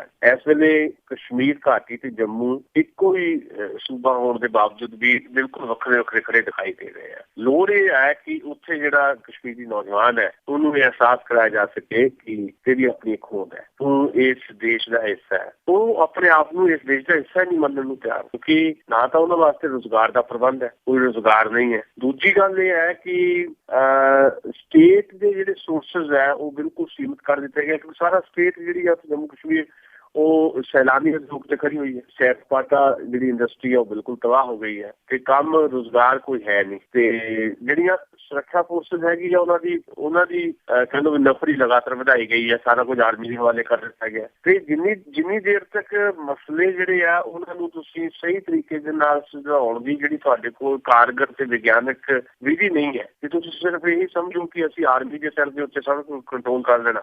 ਹੁਣ ਵੀ ਪ੍ਰਧਾਨ ਮੰਤਰੀ ਆਏ ਨੇ, ਵਾਪਸ ਆਏ ਨੇ ਕੀਨੀਆ ਦੇ ਦੌਰੇ ਤੋਂ ਤੇ ਆਉਂਦਿਆਂ ਉਹਨਾਂ ਨੇ ਕਿਹਾ ਹਾਲਾਤ ਦਾ ਜਾਇਜ਼ਾ ਲਿਆ। ਰਾਜਨਾਥ ਸਿੰਘ ਵੀ ਅਮਰੀਕਾ ਦਾ ਦੌਰਾ ਰੱਦ ਕਰ ਗਏ ਤੇ ਕਿਹਾ ਜਾ ਰਿਹਾ ਕਿ ਜਿਹੜੀ ਉੱਥੋਂ ਦੀ ਮੁਫਤੀ ਮੁਹੰਮਦ ਆਪਣੀ ਮਹਿਬੂਬਾ ਮੁਫਤੀ ਸਰਕਾਰ ਹੈ ਉਹਨੂੰ ਪੂਰੀ ਖੁੱਲ੍ਹ ਹੈ ਜੀ, ਉਹਨੂੰ ਪੂਰੀ ਖੁੱਲ੍ਹ ਹੈ, ਕਿਸੇ ਨੂੰ ਆਪੇ ਕੰਟਰੋਲ ਕਰੇ। ਉਹ ਖੁੱਲ੍ਹ ਦਾ ਮਤਲਬ ਕੀ ਹੈ? ਪੂਰੀ ਖੁੱਲ੍ਹ ਦਾ ਮਤਲਬ ਇਹ ਹੈ ਕਿ ਸਭ ਕੁਝ ਜੋ ਸਖਤੀ ਦੇ ਨਾਲ ਸਾਰਾ ਕੁਝ ਕਰਦੇ ਹੋ। ਜਦੋਂ ਤੁਸੀਂ ਆਰਮੀ ਜਾਂ ਬਹੁਤੀਆਂ ਅਰਧ ਫੌਜੀ ਜਿਹੜੀਆਂ ਸੁਰੱਖਿਆ ਏਜੰਸੀਆਂ ਦੀ ਮਦਦ ਲੈਂਦੇ ਹੋ ਤੇ ਪੁਲਿਸ ਦੀ ਬਹੁਤ ਨਫਰੀ ਕਰ ਦਿੰਦੇ ਹੋ ਤੇ ਜਿੱਥੇ ਕੁਝ ਗਲਤ ਹੋ ਰਿਹਾ ਹੁੰਦਾ ਹੈ ਉਸ ਗਲਤ ਨੂੰ ਠੀਕ ਕਰਨ ਦੇ ਨਾਂ ਦੇ ਉੱਤੇ ਬੇਕਸੂਰ ਲੋਕਾਂ ਦੇ ਉੱਤੇ ਵੀ ਜ਼ੁਲਮ ਹੁੰਦੇ ਆ। ਜਿਹੜੇ ਸਧਾਰਨ ਲੋਕ ਨੇ ਜਿਨ੍ਹਾਂ ਦਾ ਕੋਈ ਲੈਣਾ ਦੇਣਾ ਨਹੀਂ ਹੈ ਭਾਰਤੀ ਹੁਕੂਮਤ ਤੋਂ ਜਾਂ ਜਿਹੜੀਆਂ ਟੈਰਰ ਕਿਸਮ ਦੀਆਂ ਜਿਹੜੀਆਂ ਐਕਟੀਵਿਟੀਜ਼ ਹੁੰਦੀਆਂ ਉਹਨਾਂ ਦਾ ਕੋਈ ਲੈਣ ਦੇਣ ਨਹੀਂ, ਪਰ ਦਰੜੇ ਹੋ ਜਾਂਦੇ ਆ ਬੇਕਸੂਰ। ਇਹ ਮਸਲਾ ਕੀ ਹੈ ਅਸਲ 'ਚ?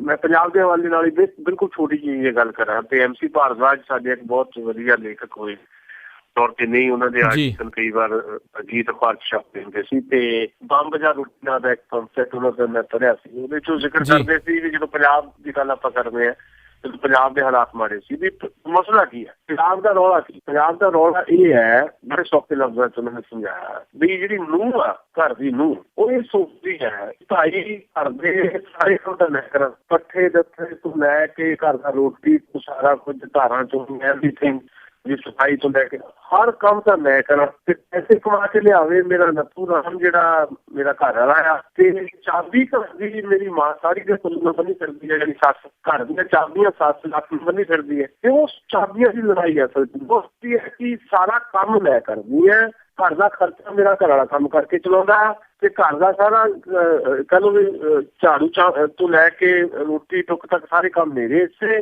ਤੇ ਘਰ ਦੀਆਂ ਚਾਬੀਆਂ ਮੇਰੀ ਸੱਸ ਦੇ ਲੱਕ ਨੇ ਬੰਨੀਆਂ। ਉਹ ਜਿਹੜੀ ਸੱਸ ਆ ਕੇਂਦਰ ਸਰਕਾਰ ਹੈ ਤੇ ਜਿਹੜੀ ਨੌਂ ਆ ਉਹ ਸਟੇਟ ਹੈ। ਸੋ ਮਸਲਾ ਇਹ ਆ, ਪੰਜਾਬ ਦਾ ਰੌਲਾ ਵੀ ਇਹੀ ਸੀ। ਪੰਜਾਬ ਵੀ ਆਪਣੇ ਲਈ ਖੁਦ ਮੁਖਤਿਆਰੀ ਮੰਗਦਾ ਸੀ ਤੇ ਉਹ ਮੰਗ ਹਾਲੇ ਵੀ ਉਵੇਂ ਦੇ ਉਵੇਂ ਪਈ ਹੈ। ਤੇ ਜਿਹੜੀ ਹਾਲਾਤ ਅਸੀਂ ਦੇਖ ਰਹੇ ਪੰਜਾਬ ਦੇ ਵਿੱਚ, ਇਹ ਸਿਰਫ ਟੈਂਪਰੇਰੀ ਹੈ। ਇਹਦੇ ਵਿੱਚ ਵੀ ਜਿਹੜੇ ਰੌਲੇ ਪੈਂਦੇ ਇਸੇ ਕਰਕੇ ਪੈਂਦੇ ਆ। ਏਦਾਂ ਹੀ ਜੰਮੂ ਕਸ਼ਮੀਰ ਦਾ ਮਸਲਾ ਹੈ। ਜੰਮੂ ਕਸ਼ਮੀਰ ਨੂੰ ਖੁਦ ਮੁਖਤਿਆਰੀ ਦੀ ਜ਼ਰੂਰਤ ਹੈ। ਜੇ ਰੈਫਰੈਂਡਮ ਹੋ ਸਕਦਾ ਹੈ ਯੂਰਪੀ ਯੂਨੀਅਨ ਦੇ ਵਿੱਚ ਇੰਗਲੈਂਡ ਰਵੇ ਨਾ ਰਵੇ ਇਸ ਨਾਂ ਦੇ ਉੱਤੇ, ਮੈਂ ਨਹੀਂ ਇਹ ਕਹਿੰਦਾ ਵੀ ਇਹ ਰੈਫਰੈਂਡਮ ਹੋਵੇ ਜੰਮੂ ਕਸ਼ਮੀਰ ਦੇ ਵਿੱਚ ਕਸ਼ਮੀਰ ਭਾਰਤ ਦੇ ਨਾਲ ਵੀ ਨਾ ਰਵੇ, ਪਰ ਥੋੜਾ ਬਹੁਤ ਫਰਕ ਨਾਲ ਲੋਕਾਂ ਦੀ ਰਾਏ ਤਾਂ ਲਈ ਜਾ ਸਕਦੀ ਹੈ। ਵੀ ਸ਼ਾਇਦ ਉੱਥੇ ਲੋਕਾਂ ਨੂੰ ਪੁੱਛਿਆ ਜਾਵੇ ਵੀ ਤੁਸੀਂ ਖੁਦ ਮੁਖਤਿਆਰੀ ਚਾਹੁੰਦੇ ਹੋ, ਮਤਲਬ ਤਾਕਤਾਂ ਬਹੁਤੀਆਂ ਸਟੇਟ ਚਾਹੁੰਦੀਆਂ, ਪੰਜਾਬ ਵੀ ਇਹੀ ਚਾਹੁੰਦਾ, ਭਾਰਤ ਦੇ ਬਹੁਤੇ ਸੂਬੇ ਖੁਦ ਮੁਖਤਿਆਰੀ ਚਾਹੁੰਦੇ ਆ। ਤੇ ਕਿਉਂ ਨਹੀਂ ਕੇਂਦਰ ਸੂਬਿਆਂ ਦੇ ਅਧਿਕਾਰ ਉਹਨੂੰ ਦਿੰਦਾ? ਸਾਰਾ ਕੁਝ ਕੇਂਦਰ ਆਪਣੇ ਕੋਲ ਕਿਉਂ ਰੱਖੇ ਰੱਖਾ? ਰੌਲਾ ਸਿਰਫ ਇਹ ਹੈ। ਤੇ ਇਸ ਤਰ੍ਹਾਂ ਦੀਆਂ ਘਟਨਾਵਾਂ ਕਿਸੇ ਦਾ ਮੁਕਾਬਲੇ ਚ ਮਾਰਿਆ ਜਾਣਾ, ਇਹ ਸਾਰੇ ਇੱਕ ਕਾਰਨ ਬਣ ਜਾਂਦੇ ਆ। ਅਸਲੀ ਕਾਰਨ ਜ਼ਮੀਨ ਦੇ ਵਿੱਚ ਜਿਹੜੇ ਕਾਰਨ ਪਏ ਆ ਉਹ ਇਹ ਪਏ ਆ ਕਿ ਸਾਡਾ ਹੱਕ ਸਾਨੂੰ ਦਿੱਤਾ ਨਹੀਂ ਜਾਂਦਾ ਤੇ ਹੱਕ ਦੇ ਉੱਤੇ ਛਾਪੇ ਲਗਾਤਾਰ ਜਾਰੀ ਹੈ।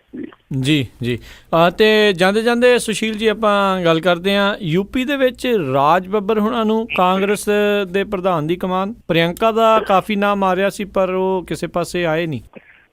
ਜਿਹੜੀ ਸਟ੍ਰੈਟਜੀ ਆ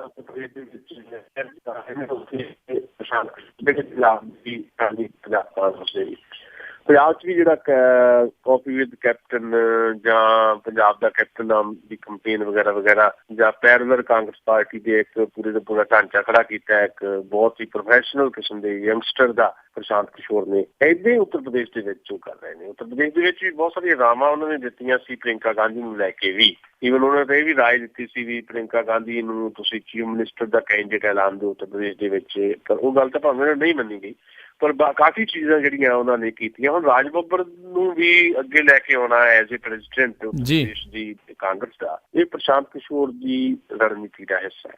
ਕੱਲ ਅਸਲ ਦੇ ਵਿੱਚ ਪ੍ਰਿਯੰਕਾ ਗਾਂਧੀ ਤੇ ਗੁਲਾਮ ਨਬੀ ਆਜ਼ਾਦ ਜਿਹੜੇ ਯੂਪੀ ਕਾਂਗਰਸ ਦੇ ਇੰਚਾਰਜ ਲਾਏ ਹੋਏ ਆ, ਉਹਨਾਂ ਦੀ ਮੀਟਿੰਗ ਹੋਈ ਸੀ ਗੁਲਾਮ ਨਬੀ ਆਜ਼ਾਦ ਦੇ ਘਰ ਦਿੱਲੀ 'ਚ। ਉਸ ਤੋਂ ਬਾਅਦ ਇਹ ਤੈਅ ਹੋਇਆ ਕਿ ਰਾਜ ਬੱਬਰ ਨੂੰ ਯੂਪੀ ਕਾਂਗਰਸ ਦਾ ਜਿਹੜਾ ਪ੍ਰਧਾਨ ਲਾਇਆ ਜਾਏ ਤੇ ਫਿਰ ਉਹ ਨਾਂ ਸੋਨੀਆ ਗਾਂਧੀ ਤੱਕ ਪਹੁੰਚਾਇਆ ਗਿਆ ਤੇ ਫਿਰ ਇਹਦਾ ਐਲਾਨ ਹੋ ਗਿਆ। ਪਰ ਨਾਲ ਦੀ ਨਾਲ ਜਿਹੜੀਆਂ ਦੋ ਤਿੰਨ ਜੁੜੀਆਂ ਗੱਲਾਂ ਮੈਂ ਤੁਹਾਡੇ ਨਾਲ ਸ਼ੇਅਰ ਕਰ ਲੈਂਦਾ। ਇਹਦਾ ਮਤਲਬ ਇਹ ਨਹੀਂ ਹੈ ਕਿ ਪ੍ਰਿਯੰਕਾ ਗਾਂਧੀ ਦੀ ਭੂਮਿਕਾ ਉਹ ਖਤਮ ਹੋ ਗਈ ਉੱਤਰ ਪ੍ਰਦੇਸ਼ ਦੇ ਵਿੱਚ। ਪ੍ਰਿਯੰਕਾ ਗਾਂਧੀ ਨੂੰ ਅਸਲ ਦੇ ਵਿੱਚ ਉੱਥੇ ਸਟਾਰ ਕੰਪੇਨਰ ਦੇ ਤੌਰ ਤੇ ਕਾਂਗਰਸ ਪਾਰਟੀ ਵੱਲੋਂ ਵਰਤਿਆ ਜਾਣਾ। ਰਾਹੁਲ ਗਾਂਧੀ ਨਾਲੋਂ ਵੀ ਜ਼ਿਆਦਾ ਰੈਲੀਆਂ ਜਿਹੜੀਆਂ ਉਹ ਪ੍ਰਿਯੰਕਾ ਗਾਂਧੀ ਦੀਆਂ ਹੋਣਗੀਆਂ। ਦੂਜੀ ਗੱਲ, ਸ਼ੀਲਾ ਦੀਕਸ਼ਿਤ ਦਾ ਨਾਂ ਆ ਰਿਹਾ ਸੀ। ਸ਼ੀਲਾ ਦੀਕਸ਼ਿਤ ਨੂੰ ਉੱਥੇ ਕੰਪੇਨ ਕਮੇਟੀ ਦਾ ਚੇਅਰਮੈਨ ਲਾਉਣ ਦੀ ਤਿਆਰੀ ਹੈ ਜੀ, ਤੇ ਗੁਲਾਮ ਨਬੀ ਆਜ਼ਾਦ ਤਾਂ ਇੰਚਾਰਜ ਹੈਗੇ ਆ। ਸੋ ਇਹ ਚਾਰ ਚਿਹਰੇ ਜਿਹੜੇ ਹੈ ਵਿੱਚ ਰਾਹੁਲ ਗਾਂਧੀ ਵੀ ਹੋ ਜਾਣਗੇ। 4-5 ਚਿਹਰੇ ਯੂਪੀ ਦੀ ਜਿਹੜੀ ਕਾਂਗਰਸ ਹੈ ਉਹਨੂੰ ਬਿਹਤਰ ਸਥਿਤੀ 'ਚ ਲਿਆਉਣ ਦੀ ਇੱਕ ਪੂਰੀ ਦੀ ਪੂਰੀ ਕੰਪੇਨ ਜਿਹੜੀ ਉਹ ਲੈ ਕੇ ਚੱਲਣਗੇ। ਨਾਲ ਪ੍ਰਸ਼ਾਂਤ ਕਿਸ਼ੋਰ ਹੋਣਗੇ। ਰਾਜ ਬੱਬਰ ਅਸਲ ਦੇ ਵਿੱਚ ਕਿਸੇ ਵੇਲੇ ਸਮਾਜਵਾਦੀ ਪਾਰਟੀ 'ਚ ਹੁੰਦੇ ਸੀ। ਸਭ ਤੋਂ ਪਹਿਲਾਂ 1979 ਦੇ ਨੇੜੇ ਉਹ ਜਨਤਾ ਦਲ ਨਾਲ ਜੁੜੇ ਸੀ, ਫਿਰ ਉਹ ਸਮਾਜਵਾਦੀ ਪਾਰਟੀ 'ਚ ਆ ਗਏ ਤੇ ਸਮਾਜਵਾਦੀ ਪਾਰਟੀ ਨੇ ਪਿੱਛੇ ਉਹਨਾਂ ਨੂੰ ਸ਼ਾਇਦ 2012 ਦੀ ਗੱਲ ਹੈ ਪਾਰਟੀ ਵਿਰੋਧੀ ਕਾਰਵਾਈਆਂ ਕਰਕੇ ਕੱਢ ਦਿੱਤਾ ਸੀ। ਫਿਰ ਉਹ ਕਾਂਗਰਸ ਆ ਗਏ। ਕਾਂਗਰਸ ਵੱਲੋਂ ਚੋਣ ਲੜੀ ਉਹਨਾਂ ਲੋਕ ਸਭਾ ਦੀ ਤੇ ਡਿੰਪਲ ਯਾਦਵ ਜਿਹੜੀ ਮੁਲਾਇਮ ਸਿੰਘ ਯਾਦਵ ਦੀ ਨੂੰਹ ਆ, ਅਖਿਲੇਸ਼ ਯਾਦਵ ਦੀ ਪਤਨੀ ਹੈ, ਡਿੰਪਲ ਯਾਦਵ ਨੂੰ ਹਰਾਇਆ ਉਹਨਾਂ ਨੇ ਤੇ ਉਹਦੇ ਕਰਕੇ ਉਹਨਾਂ ਦੀ ਕਾਫੀ ਸੇ ਹੈ ਉੱਤਰ ਪ੍ਰਦੇਸ਼ ਦੇ ਵਿੱਚ। ਉਹ ਬਹੁਤ ਜਾਣਿਆ ਪਛਾਣਿਆ ਚਿਹਰਾ। ਫਿਰ ਇੱਕ ਫਿਲਮਕਾਰ ਵੀ ਹੈਗੇ ਨੇ ਉਹ, ਤੇ ਰਾਜ ਬੱਬਰ ਕਿਸੇ ਜਾਣ ਪਛਾਣ ਦੇ ਮੁਤਾਜ ਨਹੀਂ ਹੈ। ਸੋ ਇੱਕ ਚੰਗੀ ਆਕਸੀਜਨ ਸ਼ਾਇਦ ਰਾਜ ਬੱਬਰ ਦੇ ਰੂਪ ਭਾਸ਼ਣ ਵੀ ਚੰਗਾ ਕਰ ਲੈਂਦੇ ਆ। ਚੰਗੀ ਆਕਸੀਜਨ ਕਾਂਗਰਸ ਨੂੰ ਉੱਥੇ ਮਿਲੇਗੀ ਤੇ ਨਾਲ ਪ੍ਰਿਯੰਕਾ ਗਾਂਧੀ ਦਾ ਸਾਥ ਰਹੇਗਾ। ਸੋ ਕੁਝ ਬਿਹਤਰ ਸ਼ਾਇਦ ਉੱਤਰ ਪ੍ਰਦੇਸ਼ ਦੇ ਵਿੱਚ ਕਰ ਸਕਣ। 1999 ਤੋਂ ਬਾਅਦ ਤੋਂ ਲਗਾਤਾਰ ਸਰਕਾਰ ਤੋਂ ਬਾਹਰ ਹੈ ਉੱਤਰ ਪ੍ਰਦੇਸ਼ ਦੇ ਵਿੱਚ। ਕਿਸੇ ਲਈ ਉੱਤਰ ਪ੍ਰਦੇਸ਼ ਬਹੁਤ ਵੱਡਾ ਗੜ੍ਹ ਹੁੰਦੀ ਸੀ ਕਾਂਗਰਸ ਦਾ। ਅੱਜ ਉਹ ਸਾਰੀ ਜ਼ਮੀਨ ਸਮਾਜਵਾਦੀ ਪਾਰਟੀ ਖਾ ਗਈ ਕਾਂਗਰਸ ਦੀ, ਫਿਰ BSP ਖਾ ਗਈ। ਹੁਣ ਕਾਂਗਰਸ ਦੇ ਪੱਲੇ ਉੱਥੇ ਬਹੁਤਾ ਕੁਝ ਹੈ ਨਹੀਂ, 6-7% ਵੋਟ ਹੈ। ਪਰ ਸ਼ਾਇਦ ਰਾਜ ਬੱਬਰ ਨੂੰ ਲਾ ਕੇ, ਪ੍ਰਿਯੰਕਾ ਗਾਂਧੀ ਨੂੰ ਸਟਾਰ ਕੰਪੇਨਰ ਲਾ ਕੇ, ਨਾਲ ਸ਼ੀਲਾ ਦੀਕਸ਼ਿਤ ਨੂੰ ਜੋੜ ਕੇ ਸ਼ਾਇਦ ਕੁਝ ਬਿਹਤਰ ਕਰ ਜਾਣ। ਕੁਝ ਆਉਣ ਵਾਲੇ ਦਿਨਾਂ 'ਚ ਪਤਾ ਲੱਗੇਗਾ। ਦੂਜਾ ਵੀ ਕੀ BSP ਨਾਲ ਚੋਣ ਸਮਝੌਤਾ ਉਹਨਾਂ ਦਾ ਹੁੰਦਾ ਜਾਂ ਨਹੀਂ ਹੁੰਦਾ, ਇਹ ਅਗਲੇ ਸਮੀਕਰਨ ਆਉਣ ਵਾਲੇ ਦਿਨਾਂ 'ਚ ਸਾਡੇ ਸਾਹਮਣੇ ਆਉਣਗੇ। ਜੀ ਬਹੁਤ ਬਹੁਤ ਤੁਹਾਡਾ ਧੰਨਵਾਦ ਕਰਦੇ ਹਾਂ ਸੁਸ਼ੀਲ ਜੀ, ਤੁਸੀਂ ਸਾਡੇ ਨਾਲ ਜੁੜੇ ਇਹਨਾਂ ਖਬਰਾਂ ਬਾਰੇ ਸਾਨੂੰ ਵਿਸਥਾਰ ਦੇ ਵਿੱਚ ਜਾਣਕਾਰੀਆਂ ਦਿੱਤੀਆਂ। ਅਗਲੇ ਬੁਲੇਟਿਨ ਤੱਕ ਲਈ ਤੁਹਾਡਾ ਬਹੁਤ ਬਹੁਤ ਧੰਨਵਾਦ, ਮਿਹਰਬਾਨੀ, ਸਤਿ ਸ੍ਰੀ ਅਕਾਲ। ਮਿਹਰਬਾਨੀ। ਸੋ ਤੇ ਇੱਥੇ ਹੀ ਸਾਡਾ ਅੱਜ ਦਾ ਇਹ ਪ੍ਰੋਗਰਾਮ ਖਬਰ ਤੇ ਨਜ਼ਰ ਉਹ ਵੀ ਹੁਣ ਸਮਾਪਤ ਹੁੰਦਾ ਹੈ। ਹੁਣ ਮੈਨੂੰ ਰਾਜਕਰਮਵੀਰ ਸਿੰਘ ਨੂੰ ਇਜਾਜ਼ਤ ਦਿਓ। ਮੇਰੇ ਵੱਲੋਂ ਵੀ ਆਪ ਜੀ ਨੂੰ ਬਹੁਤ ਪਿਆਰ ਸਤਿਕਾਰ ਸਹਿਤ ਦੋਨੋਂ ਜੋੜ ਕੇ ਨਿੱਘੀ ਜਿਹੀ ਸਤਿ ਸ੍ਰੀ ਅਕਾਲ। ਜਿਹਦੇ ਵਾਸਤੇ ਰਹੋ, ਹੱਸਦੇ ਖੇਲਦੇ ਰਹੋ ਤੇ ਸੁਣਦੇ ਰਹੋ ਪੰਜਾਬੀ ਰੇਡੀਓ USA।